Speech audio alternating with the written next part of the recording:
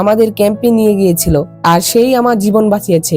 তখন তারা সবাই লিনিকে সম্মান জানায়।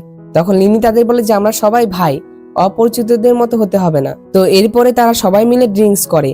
আর তখন হুয়াং বলে যে আমি আমার ভাই ঝাওয়ের কথা শোনার পরে আমরা সকলে মিলে আপনার ওয়েস্ট প্যাসিফিক আর্মিতে যোগ দিতে চাচ্ছি, অনুগ্রহ করে আমাদেরকে আপনাদের সাথে নিয়ে নেন। তো তখন লিনি মেনে যায় আর তাদেরকে তার সাথে নিয়ে নেয়। তো এরপরে তারা সবাই মিলে বলে যে চলুন এই মেয়েটিকে বলিদান দিই। তখন লিনি তাদেরকে বাধা দেয় আর তাদের বলে যে সে আমার প্রিয়তমা, তাই তাকে তোমরা ছেড়ে দাও। তো এই কথা শোনার পরে তারা গিয়ে ইংকেও খুলে দেয়।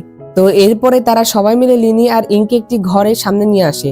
তখন হুয়াং বলে যে আমরা তোমাদের বিয়ের অনুষ্ঠান তো করতে পারতেছি না, কিন্তু আমরা এই ঘরটি খুব ভালোভাবে পরিষ্কার করেছি। এই কথা বলে তারা লিনি এবং ইংকে ঘরের ভিতরে পাঠিয়ে দেয় আর তারা গেট বাইরে থেকে লাগিয়ে দেয়। আর তারা তাদেরকে বলে যে বস তোমরা ভালো সময় কাটাও, এই কথা বলে তারা চলে যায়। আসলে তারা তো মনে করেছিল যে লিনি ইংকে বিয়ে করেছে, আর তারা যেহেতু তাদের বিয়ের অনুষ্ঠান করতে পারেনি